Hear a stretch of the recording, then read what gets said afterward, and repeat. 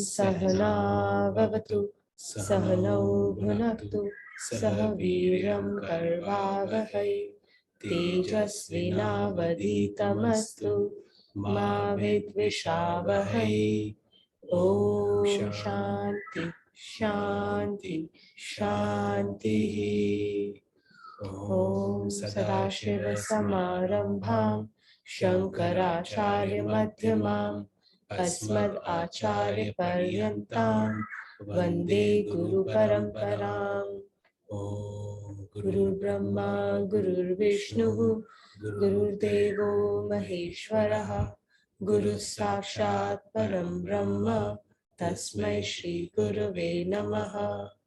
ॐ सरस्वती नमस्तुभ्यं वरदे कामरूपिणि विद्यारम्भं करिष्यामि सिद्धिर्भवतु मे सदा। कार्पण्यदोषोपहतः स्वभावः पृच्छामि त्वां धर्मसम्मूढचेताः यश्रेयस्यानिश्चितं ब्रूहि तन्मय शिष्यस्तेऽहं शाधिमां त्वां प्रपन्नम्। ॐ वाङ्मे मनसि प्रतिष्ठिता मनो मे वाचि प्रतिष्ठितम् आविर्आविर्म एतिः वेदस्य महाणिस्थः श्रुतं मे मा प्रहासिः अनेन अधीतेन अहोरात्रान् सन्दधामि ऋतं वदिष्यामि सत्यं वदिष्यामि तन्मामवतु तद्वक्तारम् अवतु अवतु माम् अवतु वक्तारम् अवतु वक्तारम्। ॐ शान्ति शान्ति शान्तिः। ॐ भद्रं कर्णेभिः शृणुयाम देवाः भद्रं पश्येम अक्षभिर्यजत्राः स्थिरैरङ्गे स्तुष्टवाग्वं स्वस्तनूभिः व्यशेम देवहितं यदायुः। स्वस्ति न इन्द्रो वृद्धश्रवाः स्वस्ति न पूषा विश्ववेदाः स्वस्ति नस्तार्क्ष्यो अरिष्टनेमिः स्वस्ति नो बृहस्पतिर्दधातु। ॐ शान्ति शान्ति शान्तिः। ॐ अहं वृक्षस्य रेरिव कीर्तिपृष्ठं गिरेरिव ऊर्ध्वपवित्रो वाजिनीव स्वमृतम् अस्मि द्रविणत्वं सर्वचसं सुमेधा अमृतोक्षितः इति त्रिशङ्कुर्वेदानुवचनम्। ॐ शान्ति शान्ति शान्तिः।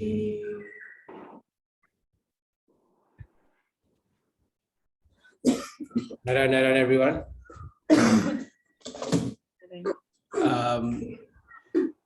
I must say that both Tuina and me are down with COVID, so we're going to have interruptions with coughing and sneezing. But luckily, Zoom ke through, you all are safe. Don't worry. So we'll do the class till how much ever we can, and then we'll take it from there. But largely we're on the bend. So this is like the 5th day now. So we're nearly back to normal. Nearly back to normal. But it's really your commitment that despite this, you guys are going ahead with the class. Really hats off to you guys. Seriously. कहीं तो increase करना ही पड़ेगा, right? I mean, True implementation of Gita values. Absolutely, yeah. So we had covered up till Shloka 11 in the last class. Yeah, I think mostly basically we understood a few things, right? We understood one of the main things we understood last time was how Bhagwanji is the eternal seed, right? From which everything in this world springs forth. Now, and we also understood the difference between the eternal seed and the seed that we see in this material world. There are similarities which help us understand how an eternal seed operates, but we also understood how they are different, or how limited the seed of a tree is going to be compared to Bhagwanji, which is an eternal seed, which is Avinashi, immutable, indestructible, and forever present. We also understood that what in this chapter, we're trying to understand how Bhagwanji appears as a source of, as a Karan and Karya. We understood those two things as well in last class. So Karan is the source, the potential, and Karya is the effect of the cause. So he is the causal effect of everything, is what we're trying to understand. That is why he was talking about himself as an eternal seed. So we can start to see him as the source. Now, just as a seed is the source or is the cause of a tree, but when you go into a tree or in any of its branches or leaves or fruits or whatever, you don't find the seed in it, right? You go and say, I don't see a seed in it. I don't see why this should be like, why you say that seed is the cause of this tree, right? Because there's no seed anywhere I see it. I can dissect it in every way and I don't see a seed in it. And that's true. And that's exactly what Bhagwanji is saying. That a person with a deluded understanding, a deluded intellect, will say there is no seed in a tree. But the person who really understands well, who understands the reality, knows how in the beginning this entire tree was in the form of a seed as a potential, and this seed then grew forth into this tree, and seed is still present in the tree in the form of its potential as its source. It is still present. A person with the right intellect, one who understands correctly, can see the seed still in that tree, okay, even if it is not apparently present. And that is the form of himself he is revealing to us and helping us see how we see him as a source of this world by giving certain examples. Right? So he gave us a few examples from Shloka 8 to 11. In 8th Shloka, he said that he is the fluid. Then he talks about how he is basically not fluidity. He basically gave us through the example of fluidity of water that he is the essence of everything in this world. So whenever you take something up and you ask, what is the dharma of this? What is the true nature? What is the essential nature of something? That essential nature is Bhagwanji in the source form. That essential nature comes from Bhagwanji. Now, whether it is fluidity of water, whether it is a dahak property, the fire has the natural state of fire is to burn. That burning shakti comes from Bhagwanji. The prakash, the light shakti, the prabha shakti of the sun and the moon, it comes from Bhagwanji. That at the source is Bhagwanji. The Vedas, the source is Bhagwanji. How? Because Bhagwanji is Om, and from Om came Gayatri, from Gayatri came the Vedas. So source is Bhagwanji, right? And then he gave the example of all the in different forms. He gave us the five gross elements, how the tanmatra of them, the essential nature of them, the five subtle principles that drive the five gross constituents that make the insentient nature, how all of them have the source in him. Then he talks about how the virility of manhood is also a virility or vitality is the very essential of manhood, right? That also is him. So essential. And what is the virility in men, in humankind? It is purusha, it is our purusharth. And what is our Purusharth? Our Purusharth is what is it is divided up generally or talked about more in terms of like dharma, arth, kam, moksha, right? These are our 4 types of Purusharth, they say. But what type of Purusharth? That type of Purusharth which has been utilized to get to Bhagwanji is his form. So here's another thing we learned, that while the essential nature of everything is Bhagwanji, he's at the source of everything, but we also realize that that the essential nature, when it is put to use, it can be used in different ways. Just like a knife can be used to cut up food to cook it, or it can be used to hurt somebody. So how that particular form or essential quality is used determines whether it is in the balcony view or basement view. The balcony view is the one that is driven by Bhagwanji. Bhagwanji lies at the source of it. But the moment that connection to Lord is broken, it gets into the basement view. Then it's like the root has been cut. Then it is nothing but a insentient thing which is going to die at some point of time under its own weight, right? And so we saw examples of that being, for example, the virility, the Purusharth. If we use Purusharth only to fulfill what we consider as our abhav, right? An illiterate person going after education, a person who lacks wealth goes after accumulation of wealth, a person who lacks a car wants a car, person who lacks a house goes for a house, a person who does not have fame wants to go for fame, then does everything to like get his fame out there, right?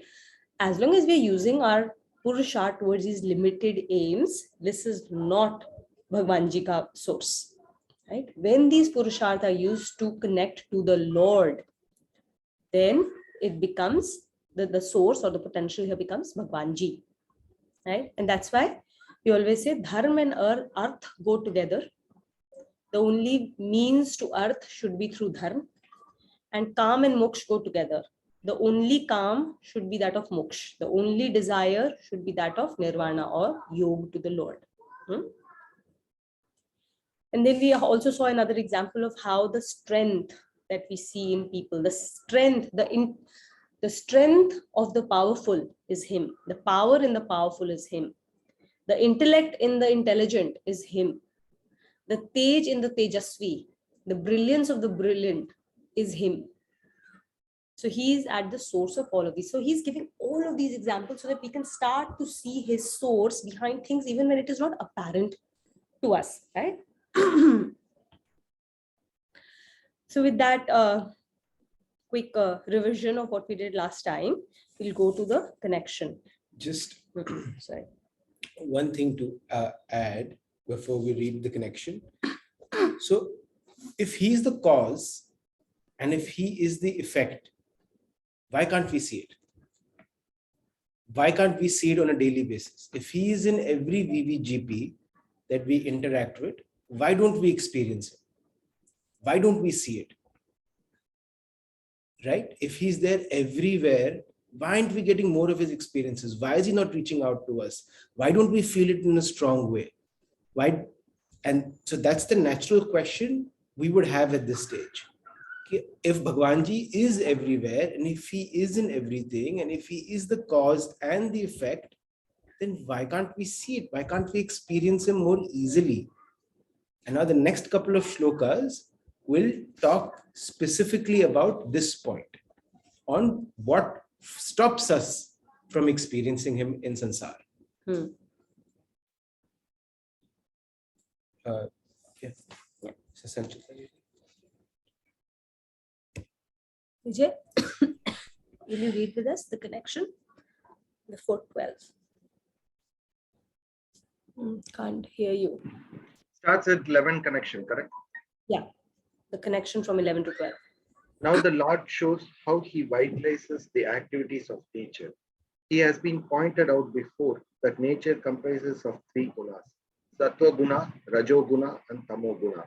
These are not material elements, but should be taken to be impelling forces of nature. Sattva guna is characterized by cognition, happiness, and enlightenment. The characteristics of Rajoguna are attachment and attraction of senses towards their objects and also the dynamism for procuring them. The characteristics of Tamoguna are ignorance, inertia, and obscurity. These are not material constitutes of nature, but are primary elements of manifestation of nature. To understand this, let us consider a rope which has strands of 3 colors intertwined to make the rope. The rope does not have anything other than the 3 strings. And the rope is nothing but intertwined form of 3 strands. Similarly, the nature is intertwined from 3 gunas, and it is the 3 gunas which act and interact to produce the diverse forms of nature.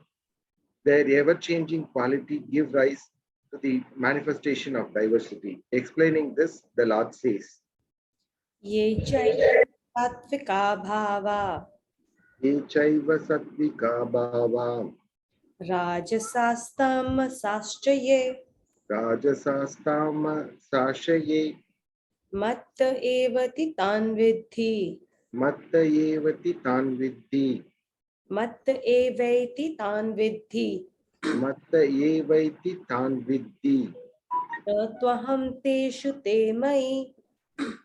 Tvaham teshtu te mayi.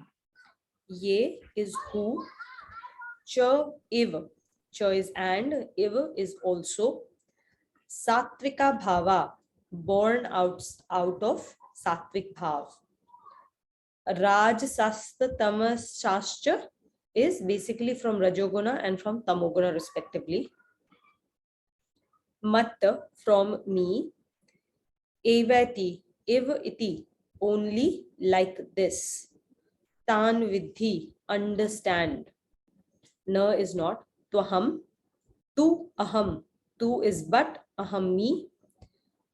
Teshu, in them. Te mai, in me. All the stimuli, be they of enlightenment, dynamism, or inertia, sattvic, rajasic, or tamasic, are impelled by me, but I am not in them, nor they are in me. So just quick question to everyone. Just anyone can answer. What do the 3 gunas create? Person's characteristics. Not entirely, but we'll come to that. What do the 3 gunas create? Swabhav. The bhav. Swabhav, my nature. Swabhav. That too. Both That answers too. are correct. Prakriti of the whole Maya, Maya. the whole sansar. So when they say that this world is Maya, what does that mean? It is created by the 3 gunas, by the forces of the 3 gunas. These 3 gunas and energies, or however you say it, they have interacted and they've created every strand of this sansar. Right? So, but in this shloka, we have an entire chapter where we will study gunas. But in this shloka, Bhagwanji is saying even this Maya is from me. It's not a bad thing. The Maya is also created from me, just like the gunas are created from me. And now he'll talk for that. Do you want to explain this Swabhav piece? Yeah. So, Paraprakriti and Aparaprakriti, right? Sentient and insentient nature. Paraprakriti is the sentient nature, which is the transcendental self or the life conscious, the life element or the consciousness principle. Is the different words being used for the same concept, right? Or this is also what we call the Lord, right? So that is your Paraprakriti. Now, Aparaprakriti is basically everything else in this diagram that you see here. On top of this are the 3 gunas, Sat, Raj, and Tam. From these 3 gunas follows the other 20 modifications of the insentient nature. Everything comes below them. So basically, Sat, Raj, and Tam is the Aparaprakriti, the source of Aparaprakriti.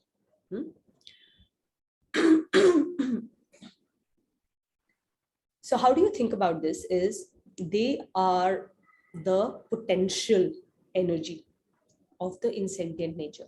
This is where all potential lies.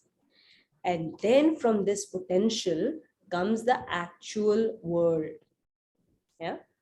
Now, if you had to visualize this, I would give you this example. Everything in this world is made up of atoms, correct? Everything. We know that by now. So science says every material object that you see in this world, whether it has life or whether it doesn't have life, is in some way made out of, first of all, it says that all of this is made out of these different elements of the world, right? And these elements are basically what? They are basically made of certain arrangements of atoms, correct? And these atoms are made of your there is a nucleus, then there are electrons. So nucleus has protons in it, and then you have electrons around it, and different ways, different number of protons coming together to form the nucleus, and different number of electrons coming together in the outside of it, and then the force that keeps them all together.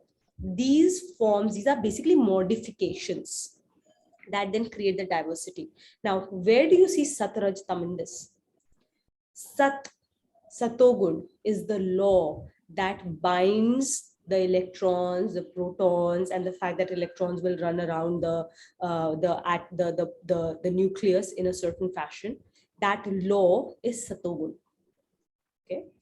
Electrons are constantly running around, right? Constantly in motion. They are so much in motion that scientists are not even able to even detect where they exactly are. So they use probability clouds to determine where a potential electron can be at any point of time, right?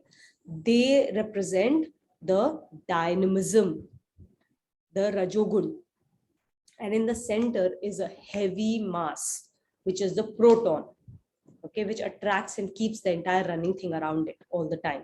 It is that nucleus is inertia. It is tamogun.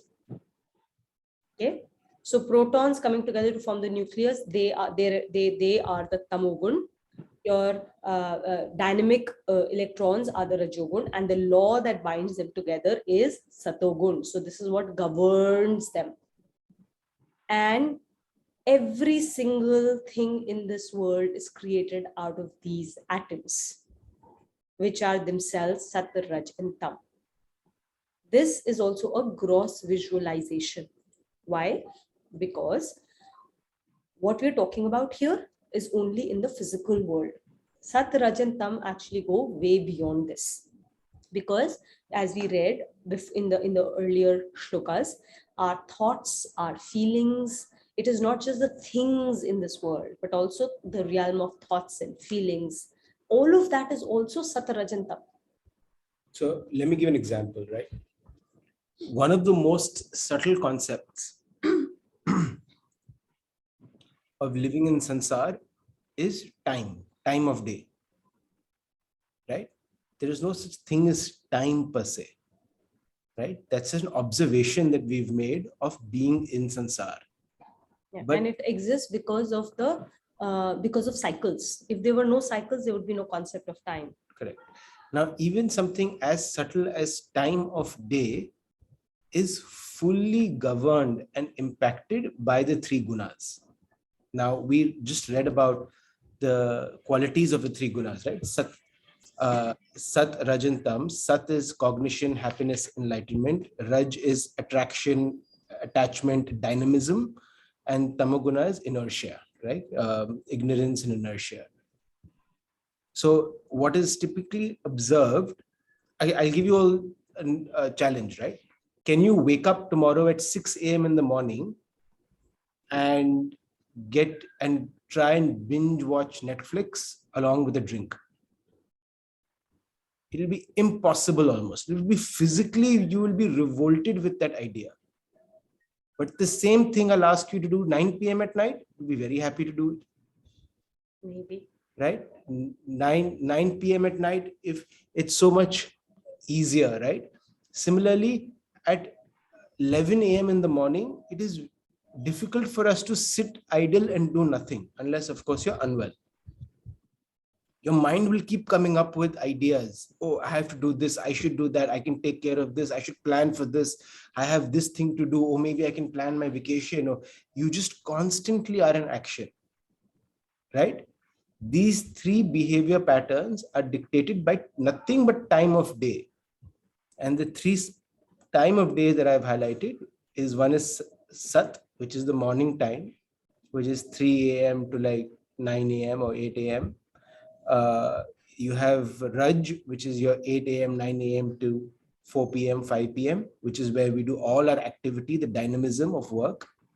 And then is Tamagun, which is where we need to stop, rest, sleep, because that is where we get re-energized for the next day. Right? Again, like what Abhinav is saying, these are to be taken in terms of like what is the higher propensity. That's it, right? It doesn't mean that this is the only time of the day where only certain things can be done. There's no absoluteness in this world, right? As we understand. But these are there is a higher propensity, which is why in our prescribed Vedas, it is prescribed. You wake up in the morning, you do certain types of gyan level activities, dhyan, puja, all of those sattvic activities first. That will then govern how the rest of your dynamism is utilized, which is then followed by inertia time, where you need to rest, you need to let your body, your mind relax so that it is ready. Like as they say, rest is the bedrock of all action, correct? Just like without the right nucleus, the electrons will have nothing to run around, correct? So the larger point was that the subtlety of the gunas exist everywhere. As long as we are in sansar and we have this body, at any given point of time, we are operating from one, if not multiple of the gunas. And at any given point of time, a particular guna is on the driver's seat, is on the ascendancy. So when we operate out of, or when we react, it is very important for us to be aware which guna is in the driver's seat. And as much as possible, have the Satogun on the driver's seat. Yeah, Satogun has to be on the driver's seat at all points of the day and night. Because only when it is done that way, then the Rajogun and the Satogun and the Tamogun will be utilized correctly for the purpose that they should be utilized. Right? Otherwise, the other thing that you read, right? So basically the concept of Rajogun is dynamism. Dynamism is important for action, very important, because we are all karma yogis. If we don't have dynamism, if you don't have Rajogun, we'll never be able to do our karma. So karma yogi, the entire concept will go out of the window, right? So we need Rajogun to be a proper karma yogi. But when Rajogun becomes the driver's seat and instead of Satogun, then the same action will start to drive anxiety in us. Anxiety, fear, inability to stop. All of these things will start to arise. And that is when we know Rajogun has taken over. Instead of following Satogun, now Rajogun has taken me over. When I'm doing my work, I'm no longer being guided by Satogun.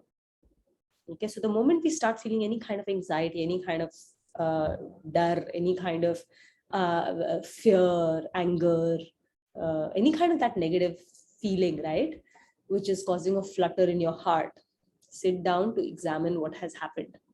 Your purpose has now shifted away from Bhagwanji and it has gone down to you. First of all, you have stopped taking ashraya of Bhagwanji. You started taking ashraya of your smaller self, your ego.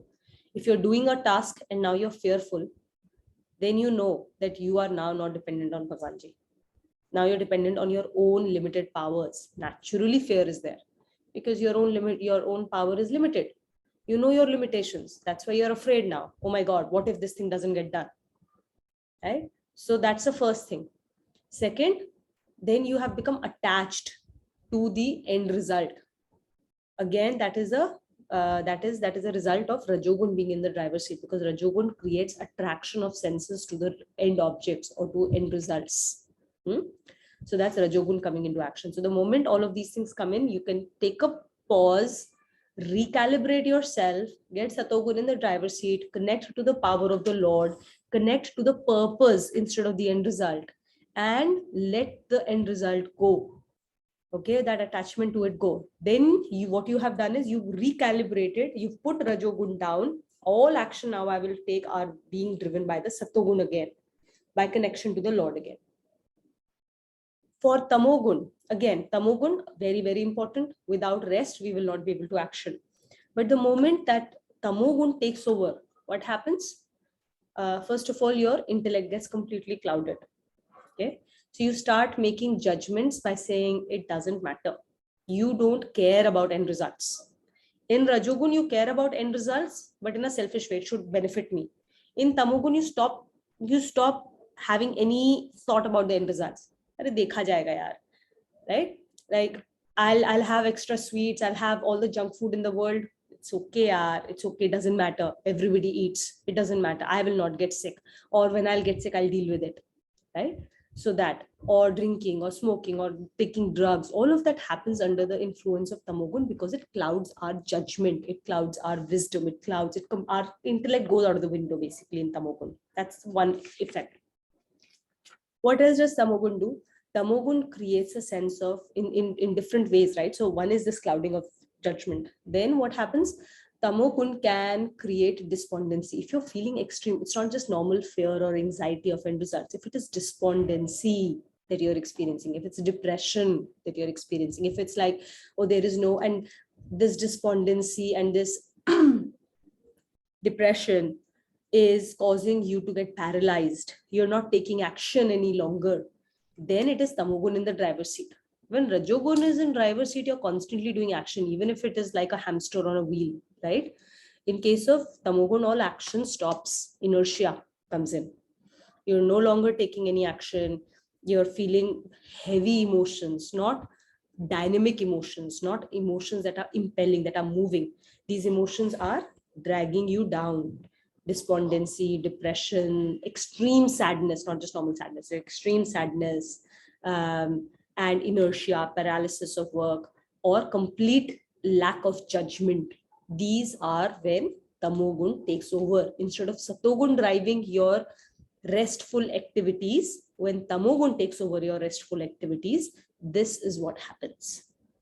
Yeah. So that's how you start to pause and take a look at yourself. Your emotions, your feelings will give you very clear indications of what gun is on the ascendancy. And once you recognize them, you should constantly recalibrate yourself back to getting Satogun in the driver's seat again and again and again. Okay. So we'll go back and read. All the stimuli by way of enlightenment, dynamism, or inertia, sattvic, rajasic, or tamasic, are impelled by me, but I am not in them, nor being me. All the stimuli manifestation of the Lord. In this important shloka, the Lord explains that all stimuli produced by three gunas are vitalized by his power, but they don't emanate from him, nor is he in them. This can be illustrated by the following examples. All the business transacted in an office is done in the light of a light emanating from the various lighting equipments fitted in the office. The business is of various types. Some matters require very careful and protracted study.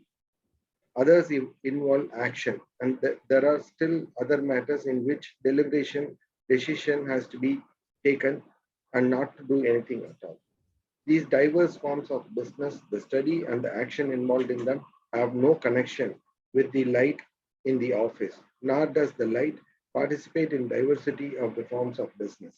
The diversity is based on regulations and style of functioning peculiar to the office.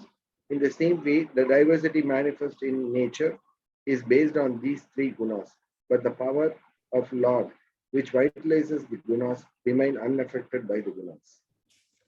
I think this example makes it quite clear what is being highlighted, right? That the gunas emanate from Bhagwanji, but he is unaffected by them. right? So a more subtle point, and I don't think we'll go into too much detail now, but essentially, for us to reach the moksha, the capital S self, we have to move beyond the gunas, right? We can, so even guna is satagun, while it sounds fantastic and a great tool for us to keep in our driver's seat to keep our car in check. Eventually, to get out of the car, we have to leave sataguna too, right? But that's a concept we will discuss with a lot more detail later. So I am not in you and you are, and I'm not in the world and the world is not in me, right? The example makes it pretty clear. Now from just a thought process perspective, right? Thought experiment perspective, the Lord says, when I say I am not in the world, right? If I were in the world, then the world would be avinashi, right? Avyayam, right? Immutable, transcendental, never born, never ending. But that's not the case. The world is constantly changing. So I cannot be in this world. If the world was in me, then the world would then the world would not end. Again, that's not the case. And hence, just from that thought experiment, it is clear that I cannot be part of the world and world cannot be me. It cannot be in me, separate. There is that separation is there because very different natures of the characteristic. Yeah, but then it comes from him. Now, all gunas arise from the Lord, right?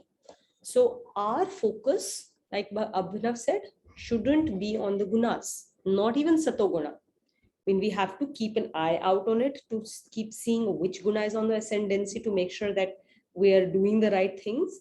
But end of the day, if our focus is on gunas, the gunas is what is the source of Maya. So if our focus is on gunas, then our focus is on Maya. Then we will constantly get ensnared by Maya.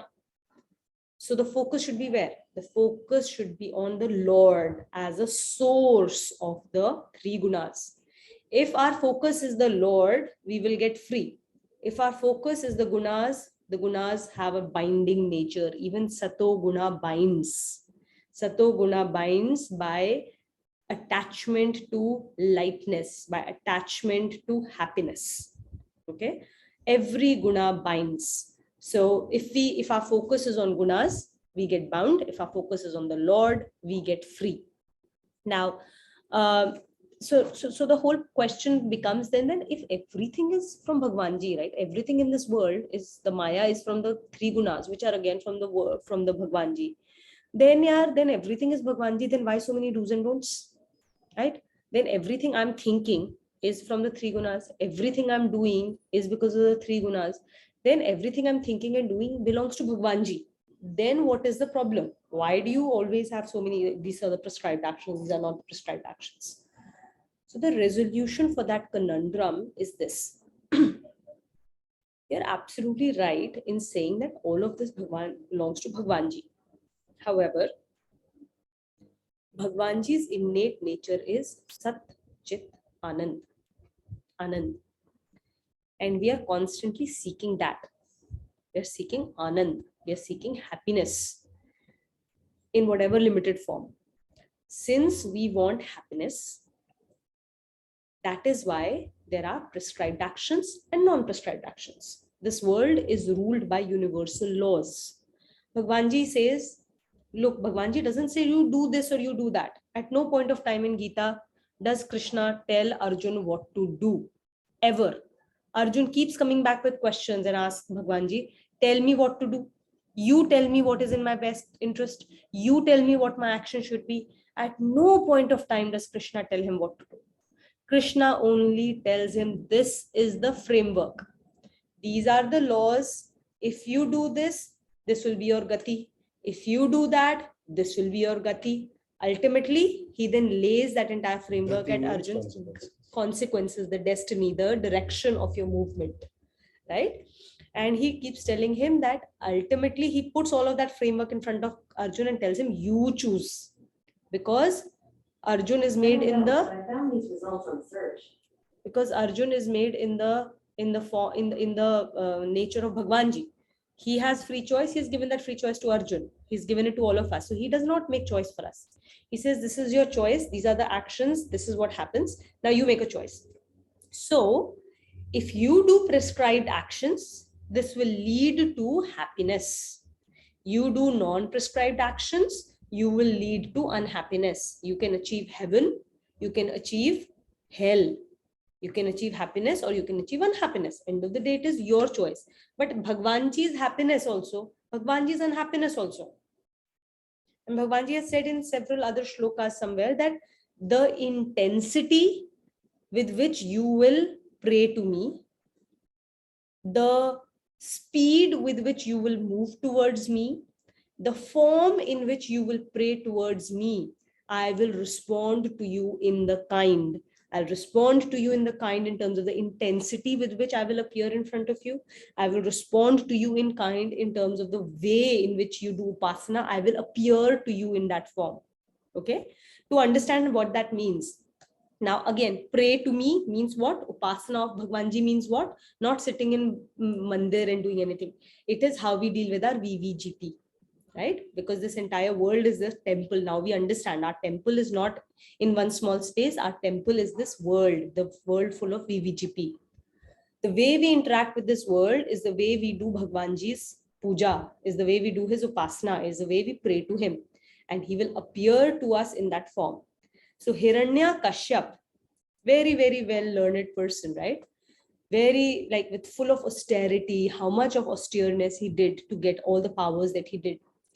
He was full of anger and hate towards God, full of anger and hate towards God, right? And that anger and that hate, the intensity was so strong. Bhagwanji appeared in front of him in the same format. He came to him in the form of Narsingh Bhagwan. Anger. Narsingh Bhagwanji is what? Angry. He's always depicted as somebody who's ferocious, right? Because that ferocity, that form of Bhagwanji was evoked by Hiranya Kashyap himself through his own ferocity with which he dealt with the world, the anger with which he dealt with the world, right? That is what invoked Bhagwanji in that format in front of him. Ultimately, he got Bhagwanji, but in the form of Narsingh. The gopis of Krishna always prayed to Lord Krishna in the form of love. So he appeared to the gopis in the form of Krishna, the lover, right? Then Krishna has so many forms: Krishna, the lover, Krishna, the pacifist, Krishna, the strategist, right? Depending on who you and how you pray to the Lord, how you interact with the world, Bhagwanji will appear to you in that format. So unhappiness, the nark, the hell that we experience is also him. It is not any different from Bhagwanji. But is that what you really want? We don't want that. That is why there are prescribed actions and non-prescribed actions. End of the day, you're free to choose whatever you want and you will experience Bhagwanji only through all the actions and behaviors, right? So Bhagwanji says, now that you understand this piece, wherever there is a concept of prescribed actions or non-prescribed actions, please follow prescribed actions if possible, because that will cause you happiness.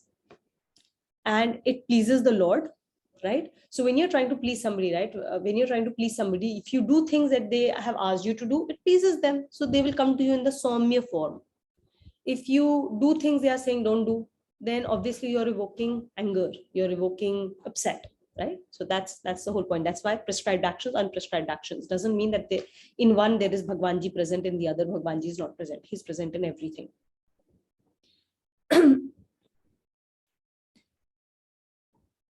Now there's a last point before we move to the next shloka. How do we get bound by we actually will learn this a lot more in the next shlokas. How do we get bound by these gunas, right? Maybe I should actually stop it. Yeah, let's go to the next shloka. It will come there. Okay, so let's, Smita, will you read connection? Sure. The question arises as to why people generally do not recognize the God, even though his power vitalizes nature. The Lord says, Tribhir bhave. Tribhir bhave. Ebhihi sarvamidam jagata. Ebhihi. Rebhihi. Not ra. Ebhihi. Yeah. Is it? Yeah. Ebhihi. Ebhihi sarvamidam jagata. Mohitam nabhijanati. Mohitam nabhijanati. Mamebhyah paramavyayam.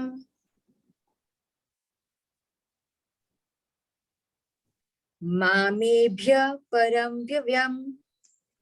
Tribhir Gunamayir Bhaver is basically under the effect of three types of gunas. Abhihi is through these gunas. Sarvamidam, entire. Jagat is world. Mohitam, deluded. Nabhijanati, unable to perceive. Yeah? Mamebhya, me or mine. Param, eternal. Avyayam, indestructible or immutable.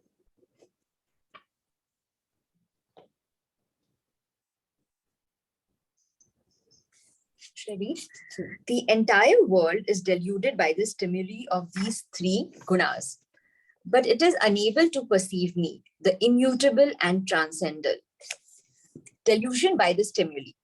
The intellect of the people is so intensely deluded by the diversity produced by the three gunas that they are kept constantly preoccupied by the complexities of the ever-changing phenomena of nature.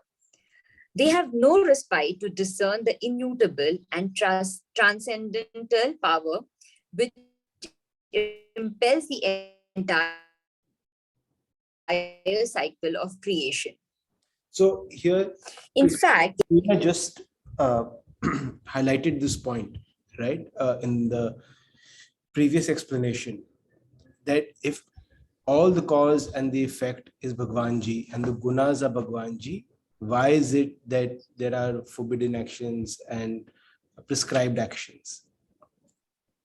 Let me, so this add a little more color to it. One, we are also as affected by gunas as are other animals, right? Every other animal, every other species is also affected by the gunas. And the gunas are fully influencing their behavior, their action, their way of being. Do animals experience consequences for their action? Do they add more prarabdha in their life? No. None of them do. That's because they are acting as part of their own dharma. They are acting as part of their own nature. A lion will never kill for pleasure. A snake will never bite for the sake of biting. It will bite only if it fears its life out of security and safety. It's acting out of its dharma. Right? It is the main difference between the animals and us is we've been given choice. So an animal will only eat as much as it can eat or needs to eat. Then it will go hungry, then it will be happy, it will walk away, it will leave the food. The lion will not try and find a fridge to put rest of the deer in or to dig it under the ground. It will walk away. The jackal will come and eat. After the jackal comes and eats, the vultures will come and eat. After the vultures will come and eat, some other animals will eat the bone. Then the ants and the insects and the maggots will come and eat. Right? And the lion, when he's hungry again after a few days, he'll find a fresh kill. Right? Each animal is operating out of their dharma, fully influenced by gunas, but they are operating out of dharma. The difference is we have been given choice, free will. Now, we've been given a choice and free will so that we can realize the highest dharma. we can live up to our highest ideal and get out of this sansar, which is our dharma, which is our dharma. our swabhavik nature. But because this world is so glamorous and glitterous, and it's filled with so many tasty things and sensual things for a pleasure, we use our free will and choice to acquire more and more and more of it. I don't need any more than 3 slices of bread today, but my fridge will have 20. And I will want more for the future. Can I accumulate more for the future? All our choice, that free will that we have using, and we're constantly using it to acquire more things for ourselves, which is not in line with nature at all, which is not in line with our dharma, which is why we are bound to experience grave consequences of unhappiness. Because we've been out of balance for a very long time. So we have to now pay consequences. We're not designed to live life this way. Right? So now Bhagwanji is saying that yes, the world is glamorous and glittery. And now you've all got stuck in that cycle, that delusion. And the one biggest powerful tool I gave you, the intellect, is fully used on acquiring more of the glamour and the glitter. And because constantly the 3 gunas are in the flux, they're constantly changing, things around us are changing all the time, it keeps us engaged, right?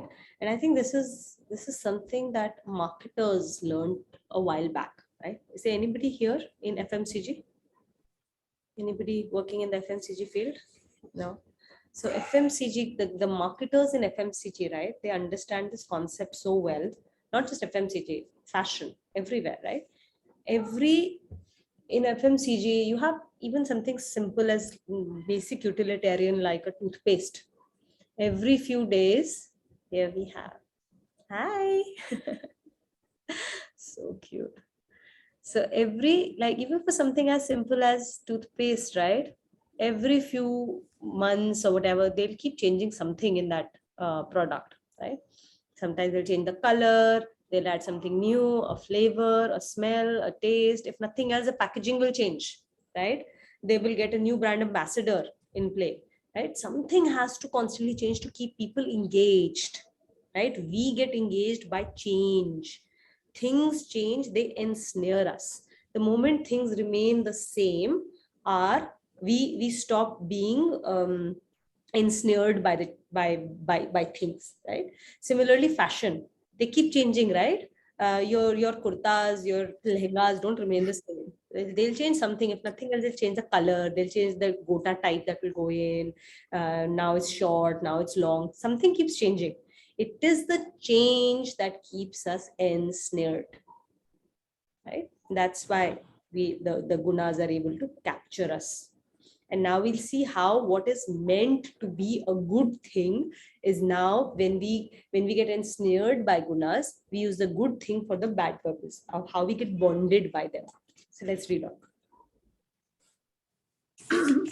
In fact, the phenomena exhibited by the 3 gunas of nature are so attractive and engrossing that an ordinary person regards the acquisition of the means of their enjoyment to be the prime aim of life. Repeated and continuous involvement in their enjoyment makes the intellect oriented towards the gross, and it becomes incapable of grasping subtle thoughts. The irony is that gross is only a manifestation of the subtle, but few are able to perceive the subtle underlying the gross. Take the example of food. It contains nourishment as well as taste. The organs of the body need not only nourishment, but the taste creates a liking for the food, whereas its real function of nourishment is often overlooked. A person with gross intellect would prefer taste to nourishment, even though too much pampering of the palate may be harmful to health. Ignorance of the nourishing values may cause an imbalance in food habits, rendering the body a victim to diseases. The food which should nourish and sustain a person becomes a threat to his health. This is what is meant by the word deluded by gunas. Okay, So we need food for existence, right? This body needs food. Now, to make it enjoyable for us to eat food, to make it a natural swabhavik ichha ki, human beings should go, like basically living beings should go and eat food, we were given the tanmatra of taste, ras in the food, the taste in the food. It becomes enjoyable because of there being ras in us. So Bhagwanji said, look, this is something that is absolutely important for your survival. Let me make it enjoyable for you by giving taste to it, so that the very action of that survival, action of doing something that's important for survival, becomes interesting for you, right? That's why it was made tasty. Why? That's why taste existed in the first place. Now, if we forget the purpose of the food, if our focus goes away from the Lord, the source, the purpose, right, which is nourishment of the body, as long as it stays there, then we eat healthy food, nourishing food, and it is good for everybody, right? We eat healthy food, it's our body is good, our mind is healthy, our soul is healthy, and then we are able to use the energy produced by it for good, healthy activities. But when our focus turns away from the Lord or the source or the purpose, and we only get engrossed by the gunas, which create this ras, then what happens? Then our focus is only taste. Now McDonald's becomes very important. And it is absolutely like, it becomes oh, I must have it for once a week, right? McDonald's becomes like this. It's okay to do it once in a week, even though we all know that it is extremely unhealthy for body. But that's because we do not care about the nourishment any longer. Now food is only a source of enjoyment, and so anything that gives me enjoyment becomes justifiable in the name of variety and taste. Okay. So this is one such example. Now, food, as you can imagine, all of us have fallen victim to this this way of thinking about food in some format or the other. Even even the best of us would have had one or two experiences like that, so we can relate to it. So it's a good example. Now, another example to think about this would be, for example, more subtler, right? Subtler. So this was a more gross example. A subtler example would be dopamine and serotonin, right? The two hormones have been created in us for a very good reason. And the effect it has on us is for a good reason, for our survival. So dopamine, it creates an impact in us. It creates an effect on us, which makes us happy when we reach certain goals. This is extremely important for us to be able to, get things done, essentially. Now, if we go away from the concept of the purpose for which this hormone should be utilized, and we start to then focus only on getting the pleasure out of that dopamine kicks, then we can easily get away from actually getting useful activity done in this world that would then give us a good resulting reward of dopamine kick. We can instead go towards getting addicted to video games. Candy Crush, anyone? Right? Candy Crush exists because of dopamine kicks, and the number of downloads in this world is a testament to how we are getting ensnared by the gunas rather than the purpose behind the gunas, right? Similarly, serotonin is supposed to give that feeling of feel good factor, the love, the warmth, the nice fuzzy feeling that it gives us, is meant so that we act in socially responsible and socially cohesive manner, which will cause the community to go ahead further. But when, instead of doing this as like this becoming a reward in itself for doing the right things, when our focus is on getting that serotonin kick alone, then what does that translate into? It translates us into being addicted and using social media in all kinds of wrong ways, and getting addicted to the likes that we get and the comments on the social media, right? Now, none of this is saying that video games is bad or that social media is a bad tool. No, all of these, as with everything else in this Maya, is only a tool that can be very well used for the right purposes, or we can become their slaves. The purpose is to use them as tools. We be the masters of Maya rather than becoming slaves of Maya. Yeah. Go ahead. Nena, will you read with us?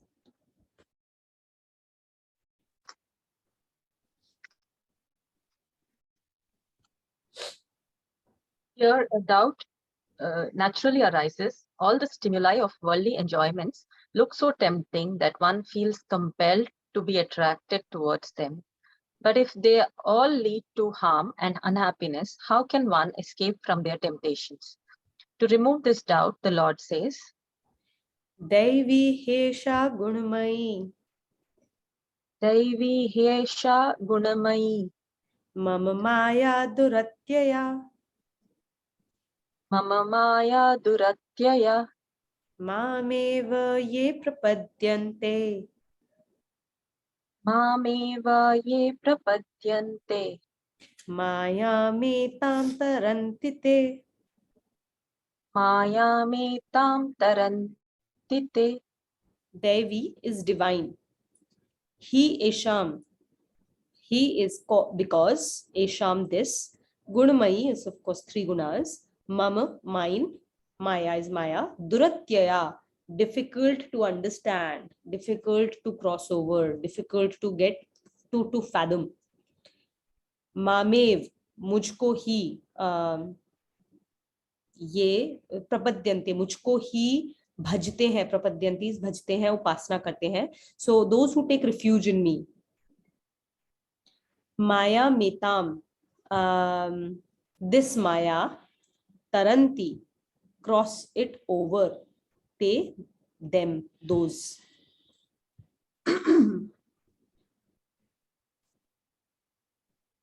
The cause of this delusion is my divine power, Maya, which is manifested by the three gunas and is difficult to cross over.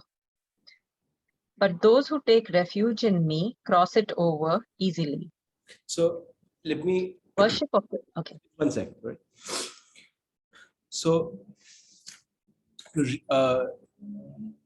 the Maya, which is the three gunas, they emanate from Bhagwanji, right? Can we ever beat Bhagwanji? No. And if this is his most subtle creation that creates the whole world, can we ever, like, I know we said it, but do you really think we can beat the gunas with our intellect alone? No. Because intellect itself is from Maya gunas. We're right? a subset of it, right? Yeah, we are a subset of it. So there's no way you can actually beat the gunas. We don't have to fight the gunas. We don't have to manipulate anything towards the gunas. And coming to the Shloka 13 as well, not 13, 13, the previous Shloka. What is the one element in our body, or one part of our body that is most influenced by the guna? The mind. Just like you can, and you and Tuina loves saying this in the class, right? You can never control the mind. You can only direct it. And the gunas the same. You can never control the gunas because they're always there.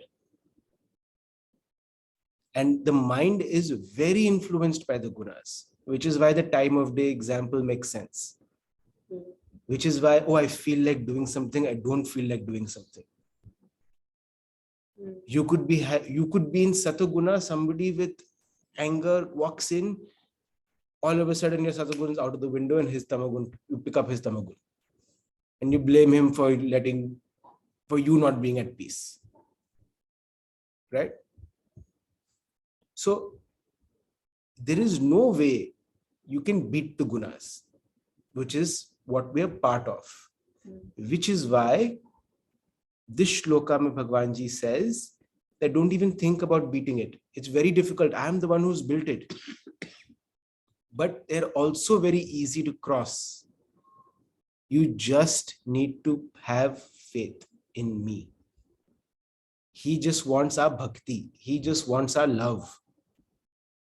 Once we are ready to express our love to him, he will help us cross the gunas. He will help us elevate. He will help elevate us to the next stage. This is where bhakti comes in. This is why bhakti comes in. Okay, just to change it, because the way I heard it was like, oh, he's doing all of this, he's making all of this so difficult for us, so that, you know, it's like a bribe. Now you love me, then I will save you from this, right? It's really not that. More to what Abhinav said, like it is so difficult, but it is created by him, right? It is created by him, and we are part of that Maya. So it's difficult for us to get past it. Maya, however, cannot exist without God, but God can exist without Maya, correct? Because of that, the only way to get past this is by taking his help. And so all we need to do is to take his help. Bhakti is a channel to take his help. Help me cross this ocean of Maya over, because he's the one who's created it, so he knows how to help us. Okay. Another You know, example. and just a thing, on a gross level, in our lives, we know this to be very true. Because whenever we are helpless, who do we turn to for help? Bhagwanji. Whenever we are stuck, who do we turn to? Who do you think can help us, save us in an impossible situation? Who do we pray to get a miracle to save someone's life? Bhagwanji. Because he's beyond the gunas. And it's the same for us. If we are to elevate ourselves to achieve enlightenment and pole vault above the gunas, it's bhakti. Most important. Just like a power, what is the power of cobra? Power of cobra is its venom. This venom, it sits inside of cobra, does not have any impact on him, right? But when it gets inside any other animal, it has a power to kill that particular animal, right? Similarly, Maya, which is the power of gunas, which is the power of Lord, cannot delude him, but it has the power to delude other people, especially the ones that get created under it. So to give an example of what Abhinav was just talking about, to understand, like, why is it, how do you get saved when you take Bhagwanji's help, right? When a fisherman is out there casting his net to catch the fish, right? He puts out his net out there and he catches the fish, right? So this net is Maya, and the fish are us. We get caught in that net, right? Which fish gets saved? Only those fish get saved from that net, those who are at the feet of the fisherman. Any fish that is around there, around the feet, will not get caught. So those who take the ashray of the Lord, those who are at the feet of the Lord, those who take his help, will get saved from Maya, because he's the only one who has the power to be able to save us, to be able to help our intellect being guided, whatever ways, right? Like the hundreds of things that he will do to help us be able to see the source. The way I make it easy for me to understand is, so if I go out to a new place, or if I go into a fair or any activity area, right? Suppose I go into an activity area, new activity area. If there are 200, now as a person with intellect, what do you want to do? You get in there and you want to see everything, you want to experience everything, and you want to be able to make sense of everything. So if there are 5 activities in that room, I very quickly get done with those 5 activities, and then I'm at peace. Okay, I'm done with this thing, right? I'm done with this thing. If there are 200 activities, I will take so much more time to go through those 200 activities before I feel like I've had my fill. Correct? Now, in this world, with these 3 gunas, there is so much of diversity coming up that it is so easy to get sucked into all of this ever-changing, seemingly very different diversity and trying to make sense of it, right? And that is why you see so much of like people, a lot of intellectual people constantly running after knowing more and more and more of this material world, sometimes not even knowing where they will put that knowledge to use. Right? And there is no end to it. You can spend hours, like an entire lifetime, reading books and everything with no sense of what will you do with that accumulated gyan. So if we try and make sense of all of these things, then it will take our entire lifetime, and then also we'll not get there. But if we start to see the simplicity behind the complexity, right? Instead of trying to understand the whole world, we just try and understand those 109 elements. That much more tractable. If you even go beyond that and try and understand the basic principle behind those 109, 100, whatever number of elements are there now in the table, you go beyond and you understand how do atoms work. Suddenly now you have that much lesser number of things to understand. You go beyond that. If you only have 3 gunas to understand, the moment you understand them, you understand the entire diversity. Then it is so much simpler, no? Right? As a person, for me now it is like, okay, I have to understand these 3 things only. And once I've understood them, then that curiosity is gone. Now I can stay calm. I've done it. So that impelling nature to understand everything goes away. So now I'm, instead of like looking at how the water is churning at the surface, I can go deep down where the water is much calmer and just understand the basics, right? So we go down to the, the root, like it's the inverted pyramid. That's how it is. So if you understand the basics, you understand, so, and at the source of even those 3 gunas is who? Bhagwanji. You understand Bhagwanji, or you get to see him everywhere, then you understood or experienced the whole nature. And that's the very crux of Gita, that to understand the world outside, understand yourself first. As is inside is outside. We'll read.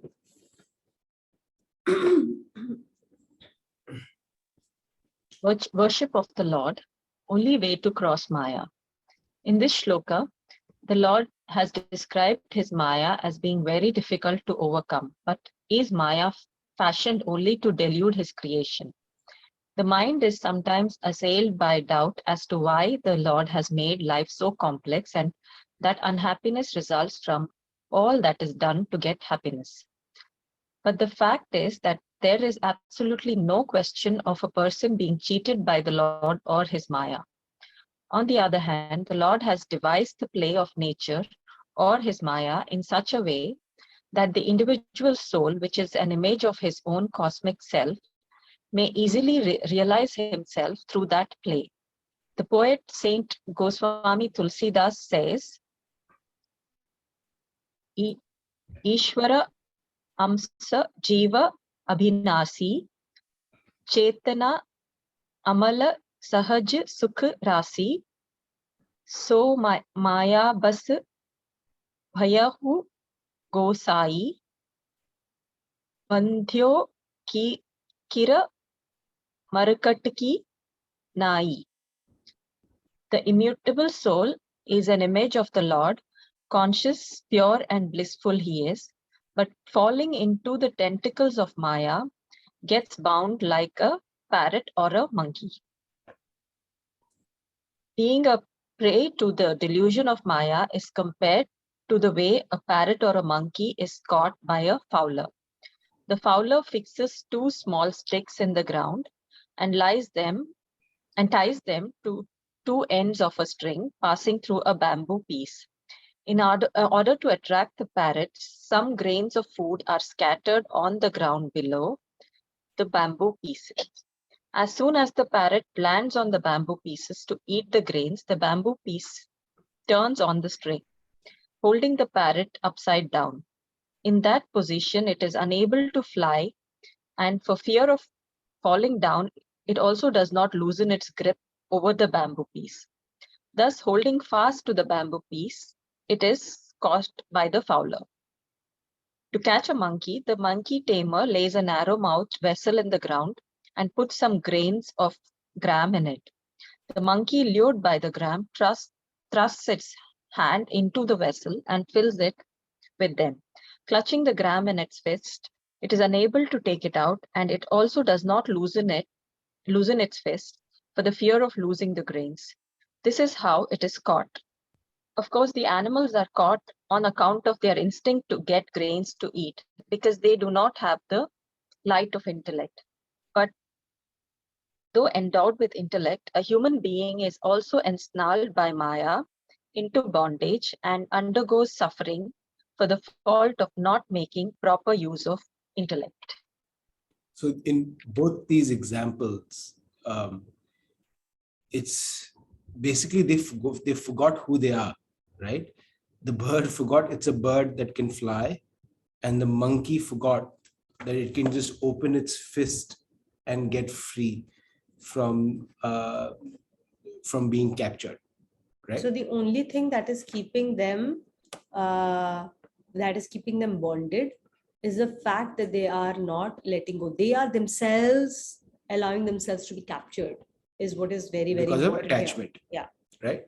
And that's the same for us with Maya. As long as we hold on to things and we are attached to things, then we will continue this life of experiencing suffering and sadness, etc. Correct. Moment we let go, then we will realize our true nature. We will remember who we are. So exactly like what the parrot and like this, the Okay. example of a monkey, right? The bondage starts when the Jivatma starts to look at the body as either mine or me. If it says this body is mine, then there is mamta, there is attachment. Or it says this body is me, then there is ahamta, there is ego. This is my identity.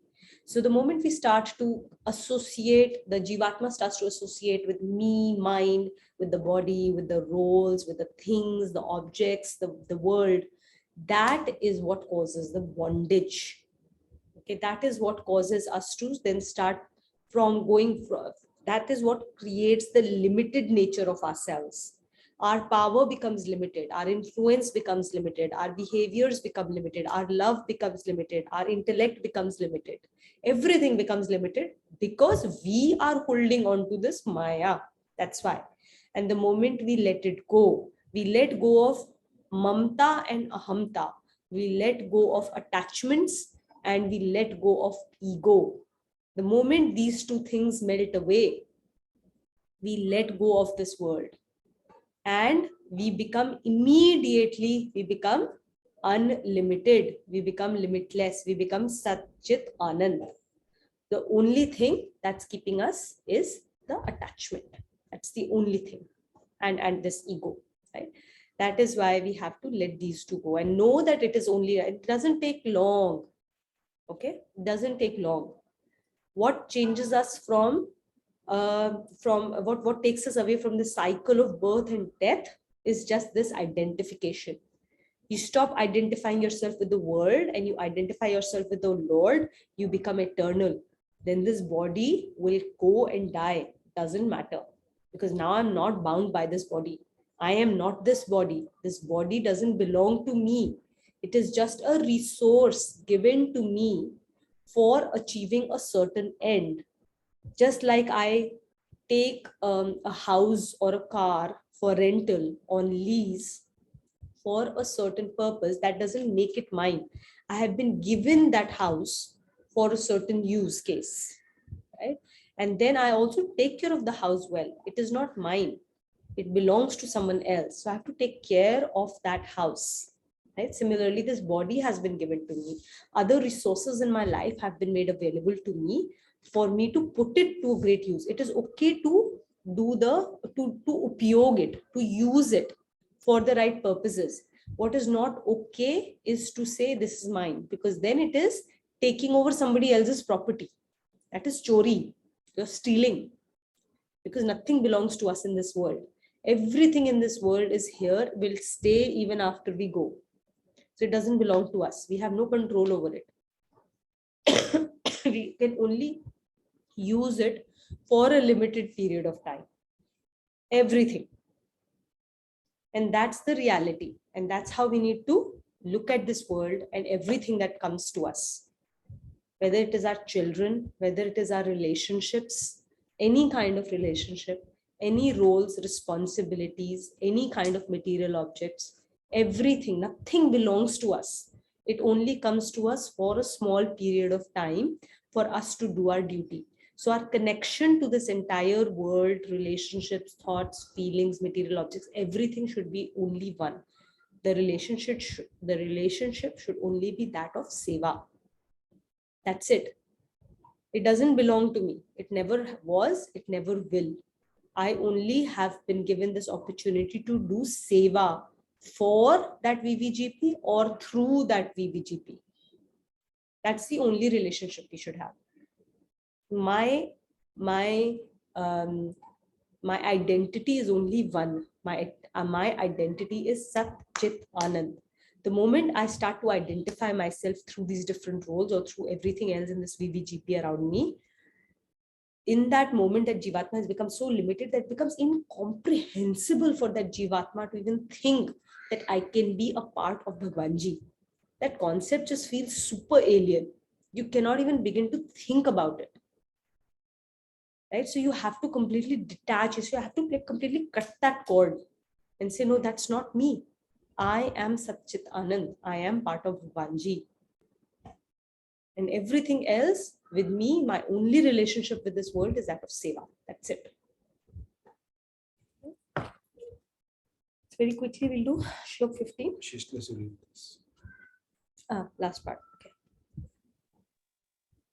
In this shloka, the Lord declares Maya to be his divine power and says it is very difficult to overcome. But to escape from its bondage, it is necessary to worship the Lord and take refuge in him by surrendering to his dispensation, giving up the sense of ownership and covetousness.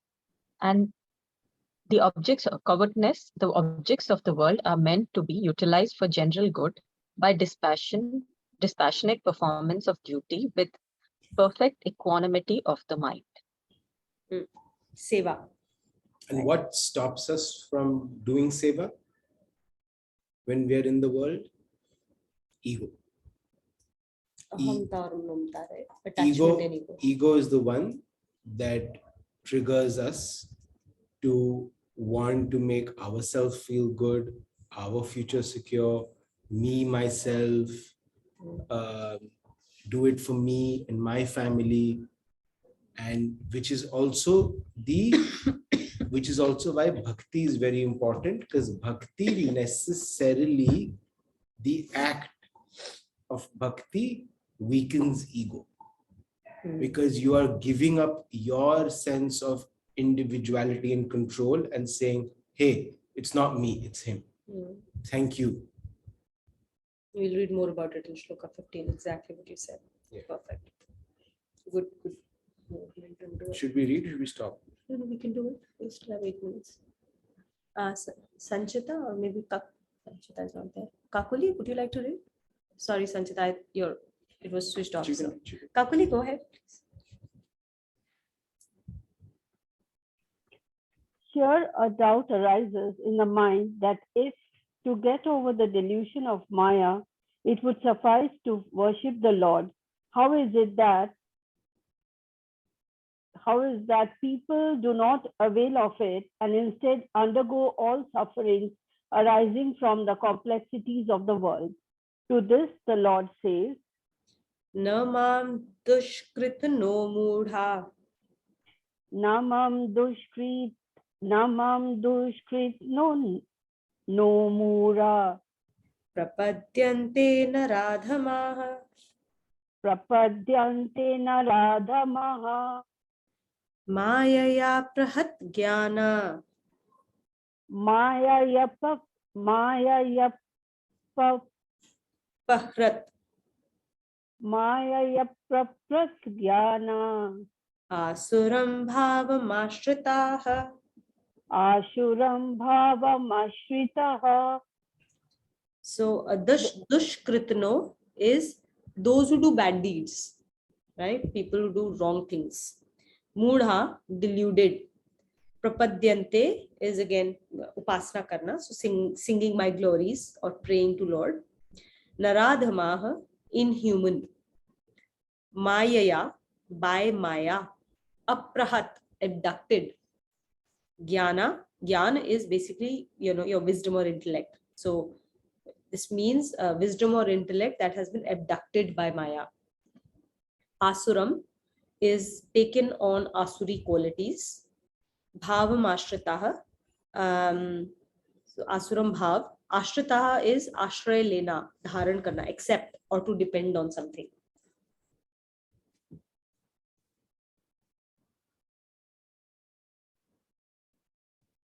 You're on mute, I think. Kakuli, you're on mute. Sorry. The vicious and the vile, deprived of their discretion by the delusory Maya, and adhering to depravity have no veneration for me. Depravity, an enemy of devotion. The word Maya is constituted of two syllables, ma meaning not and ya meaning which.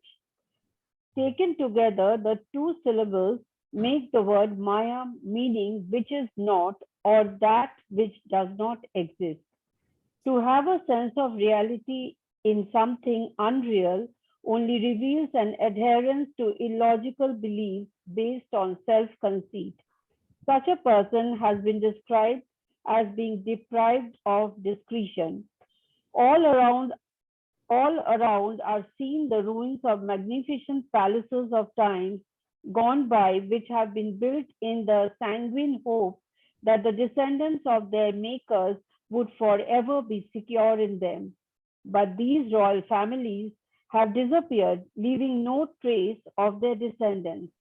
The irony is that even today, the desire for perpetuation of a dynasty is fondly entertained and vilest acts are performed to further this desire. A person holding fast to such illogical beliefs founded on falsehood has been called vile in this shloka. A full description of persons adhering to depravity would be found in chapter 16. At this stage, it would be said that adherence to depravity induces an urge to spare no effort, just or unjust, virtuous or vicious, to accumulate wealth, power, and property, totally unmindful of the suffering of others. Even momentary success makes a person arrogant and haughty and inebriated with it, so as to completely indifferent to considerations of propriety. I think here the word that has been used here is asur. Now there are three different types of natures, and they all exist inside of us: the Devi, the Asuri, and the Rakshasi. Right?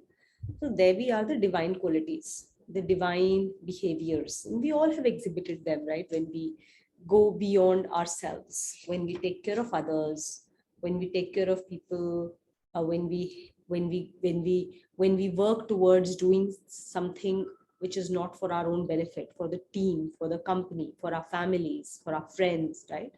So all Devi qualities. Now, when we turn away from Bhagwanji, right? Sur is Bhagwan, Devtagan, right? Asur is that which is not a Devta. This is where it becomes, the moment there is pran, the moment we start to associate ourselves with the world, right? Jivatma moves away from the Lord, it moves towards the world and starts to develop that ego, starts to develop pride, starts to develop the concept of mine and me and etc. That's when Asuri qualities come in.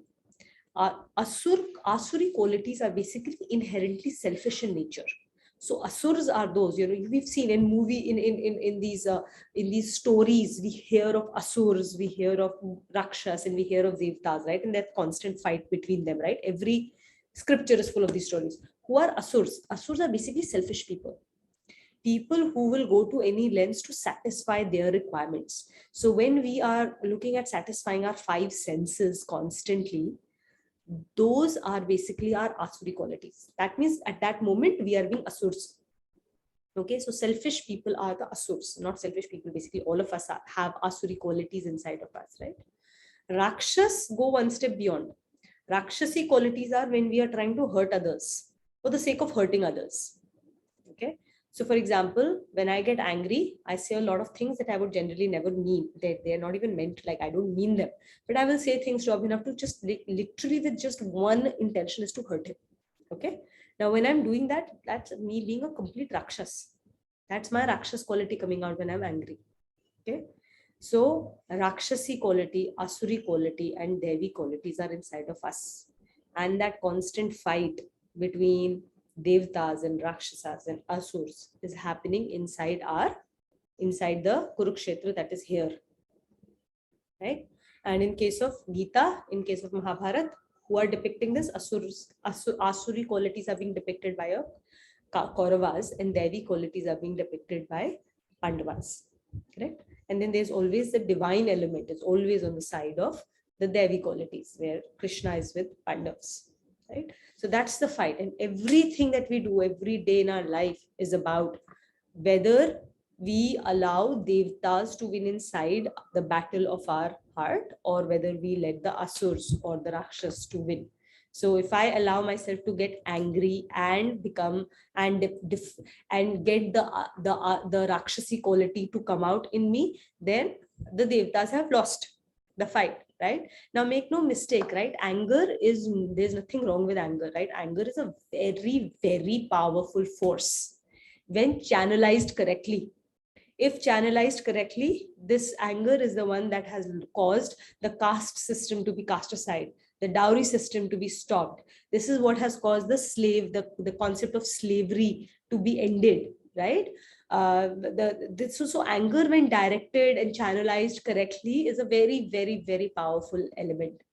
But when left unchecked, when it is not channelized correctly, it creates rakshasi and asuri qualities. Okay.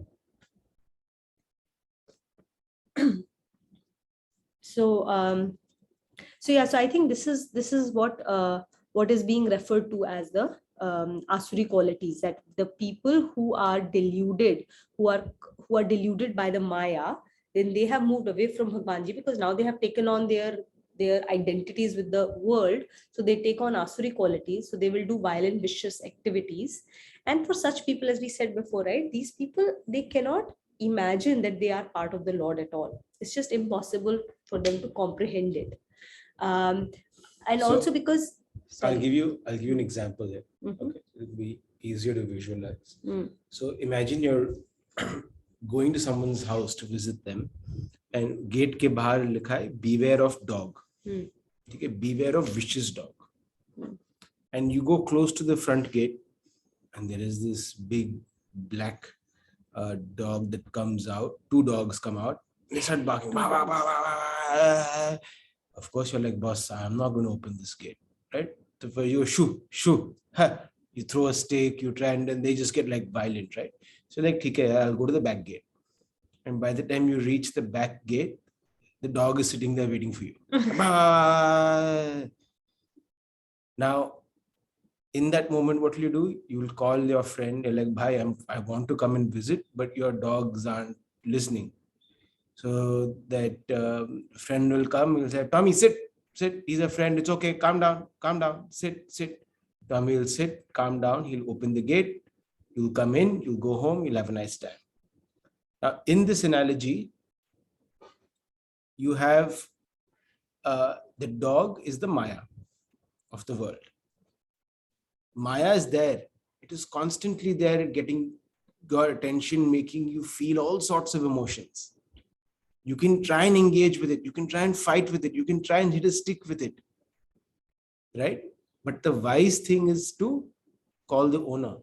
Who's Maya's owner? Bhagwanji. Mm. Bhagwanji can control that Maya by just saying, Tommy, sit. Mm. Right? And Bhagwanji will come, and then all of a sudden your path to cross it becomes that much easier. For the vicious and the people who don't have the Gyan, who don't have the Gita, who don't know that, hey, I should call Bhagwanji, will try and trick the dog. They may win, they may lose, we don't know, but they will try and trick it to get out of their way.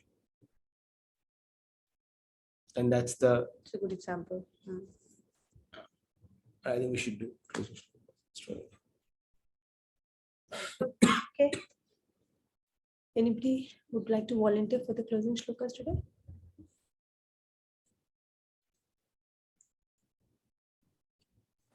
I can do again.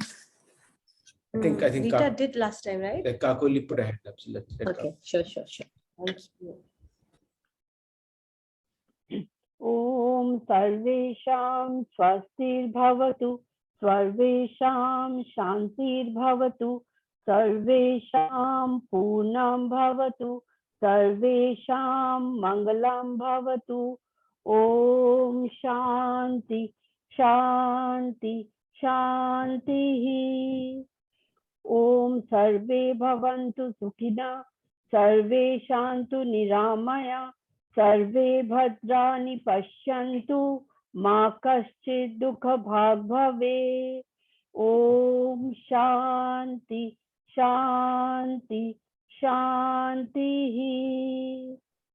Om Asto Ma Sadgamaya, Tamaso Ma Jyotirgamaya, Mrityurma Amratam Gamaya.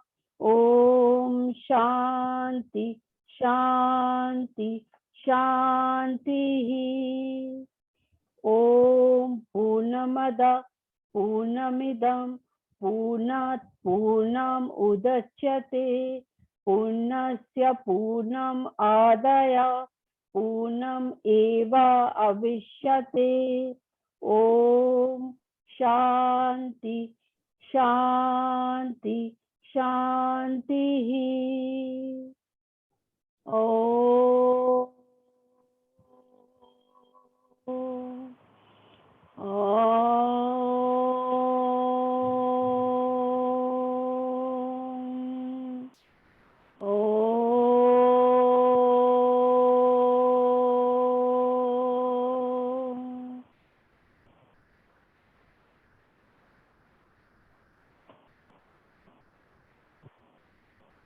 Thank you so much.